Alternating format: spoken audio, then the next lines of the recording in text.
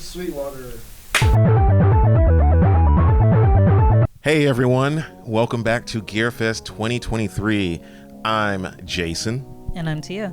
And we are joined by our friend Brian. Once again, we did this last year with him, and he's brought some of the new guitars you might have seen launched recently. So yeah, Brian, it's good to see you again. Really have been enjoying GearFest and PRS. Paul, or as we are allowed to call him now, Uncle Paul, he has been great. Or our son, Paul. Or our son, or Sunkle. Sunkle Paul. Yeah. So maybe you can adopt me. Okay. Maybe we got this completely Plot backwards. twist. Yeah, plot twist. Oh, it's good to see you again. So I am holding the NF53, and we also have Myles Kennedy's signature model. Very similar guitars, but also quite a few differences that make each of them unique. And to be honest, I'm not sure I have a favorite of the two. I love them both for various reasons. So I'll kind of start off with similarities, and then as we talk about the difference, we'll play through and hear them too. They're both swamp ash body.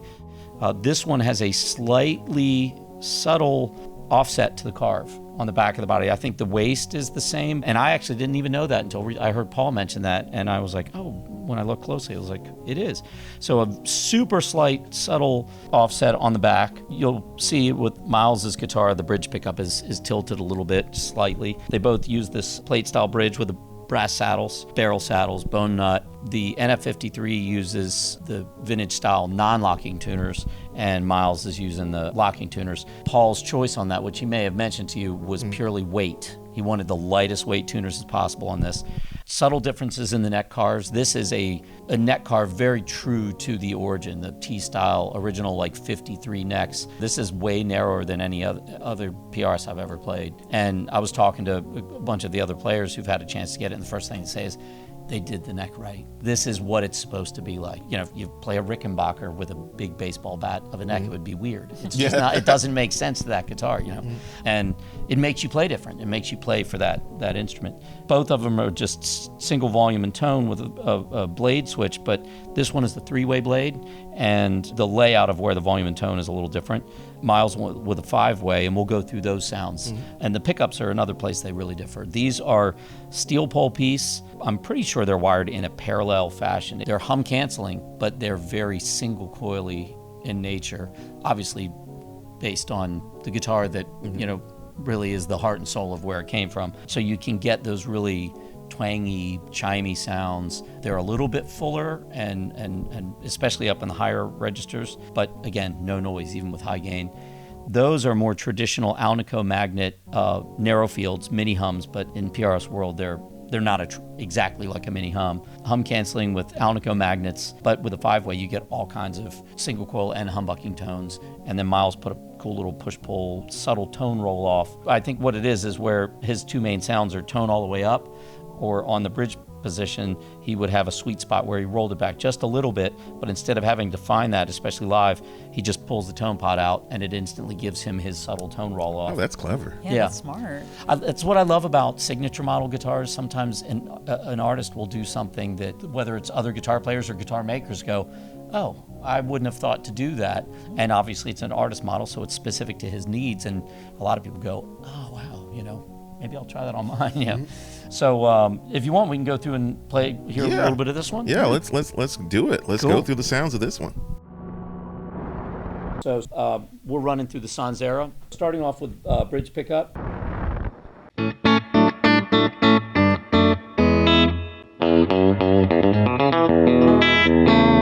Tons of like snarl and spank like you would expect from that. But into the neck pickup, articulate, but still like very warm. This neck pickup was voiced much closer to the Silver Sky, which I know you're a fan of. Oh, yeah. Yes, which I am too. I agree. And then in the center position, a nice balance, straightforward design, 3 tones. It's not meant to be, you know, a million different things, just as any T-style guitar would be. Super meat and potatoes, but usable for everything. One thing I love about the knob layout on this one is for anybody who does a lot of volume and tone swell stuff. And you can even reach the tone knob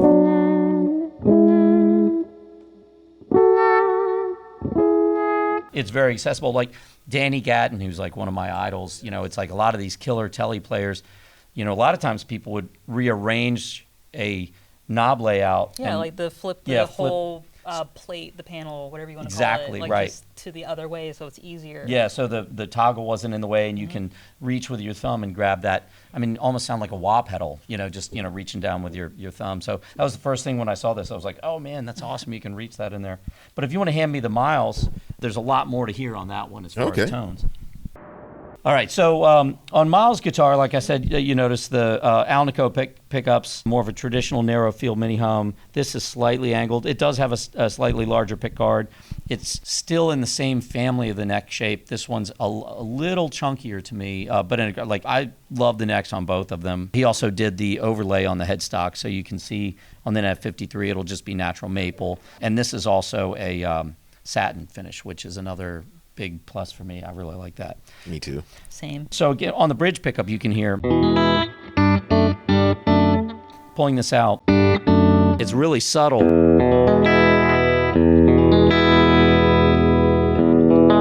But it just rounds off that top a little bit and warms it up, and you really hear the difference. Like, I think he uses that a lot because he goes from sparkling clean tones to super high gain stuff between his solo work and the alter bridge stuff. So I think with a lot of the higher gain stuff, that enables him to like just round the pickups out quickly.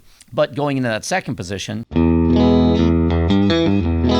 we have this split as a single coil and that as a humbucker. Third position is both as humbuckers.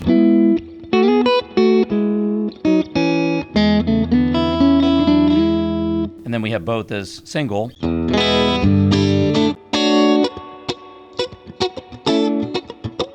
You know, or the like super thin, spanky stuff, but still, even up high on the neck, it never gets ear piercing or ice picky. Yeah, that's you know? so clean. That sounds wonderful. And then just a beautiful warm neck pickup.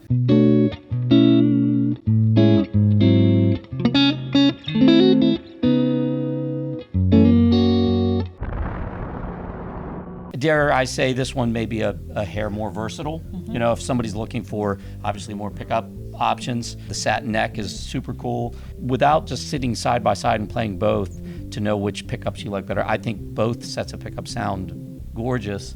I may just have to get one of each. Maybe that's the... Yeah, no, I was thinking the same Yeah. thing. Like, it's difficult to choose between the two, so it's a why not both situation. Yeah. And then when you pick your favorite, there's 5 colors in each one, 5 unique And they to all- each model. And they so- all look good, too. Just get them all. That Yeah. solves the problem. Just Yeah. get them all. Yeah, You're right. it's like Baskin Robbins. Yeah. Yeah. Welcome to Baskin Robbins. You play one and I play one. Which one you want to play? Okay, that's fine by me. I'll play this one first.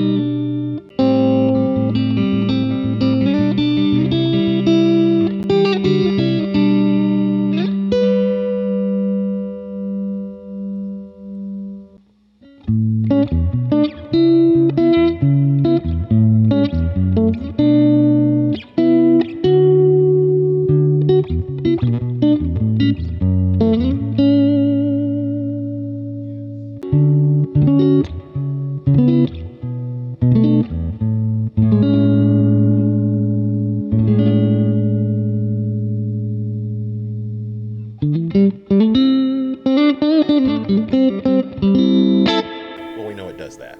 Yeah. We know it does that. Well, yeah, I'll let Tia go because can't have all the fun.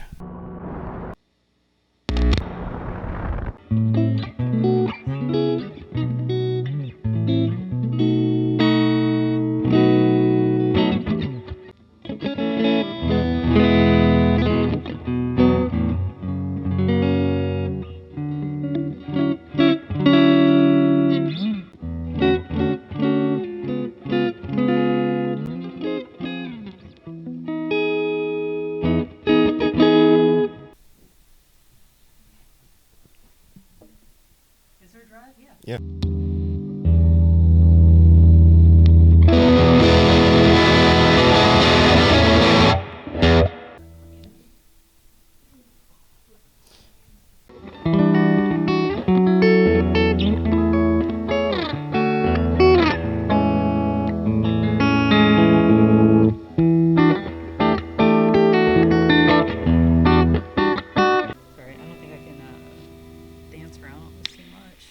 Yeah, the neck just feels very different for you. Yeah, very much so. It is still an excellent guitar. I'm just not the target audience for the neck, at least. It looks and sounds good. Like, it sounds phenomenal. It looks great. I wish I was the player for this. Like, I wish I had the, for this. That's why there's dozens of neck shapes out there. Oh, There yeah. is Yeah. no one size fits all all. with a neck. And I've had guitars where people tell me they can't play guitar because of the neck, and it's my favorite shape. And I have other ones that, like, my hand hurts after I play it. I don't like any necks that are too thin. And normally I don't like too narrow of a neck. And these are right on the edge of, like, any more narrow, my hand would be all cramped up. But Tia, since we know your thoughts on the neck, I'm curious about your thoughts on the sound. No, it's phenomenal. I love these pickups. I wish I could dance on the neck. Not literally, but, like, hearing you play, like, I wish I could do that on this. Here's a thought, because what's the scale length on that? 25 and a half. And it's the same scale length on the Silver Sky? Oh, yeah. Maybe if you get one. Swap the neck, Yeah. take off the Silver Sky Yeah. neck.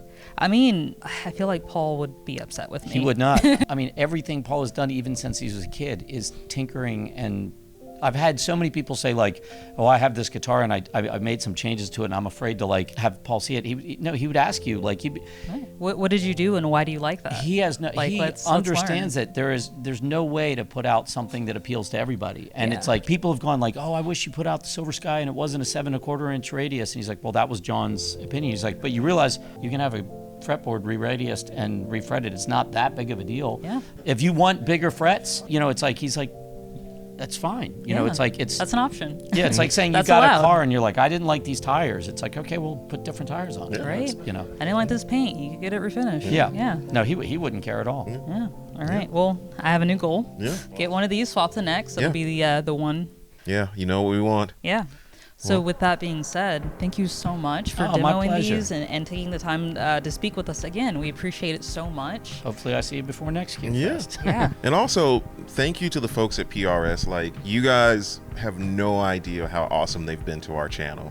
And I'm not saying this just because they've been awesome to our channel, but it means a lot, especially knowing the other channels that are out there and seeing them care about ours. So I just wanted to say a special thank you to not only Sunkle Paul, but Jean as well. Yeah, Jean is. Yep, Jean is definitely the driving force there. She is awesome. Lives deep in that world of, like, looking around and keeping an eye on what's going on, and she's awesome. Yeah. Yeah, Well, we thank her for it. Yeah. With that being said, it's closing time, and thank you guys for tuning in. Thank you guys for checking out all of us at GearFest. We hope you had fun. We hope Sweetwater loves this, because we love Sweetwater. and here's to next year. Yeah. Here's to 2024. All right. Adios. Later.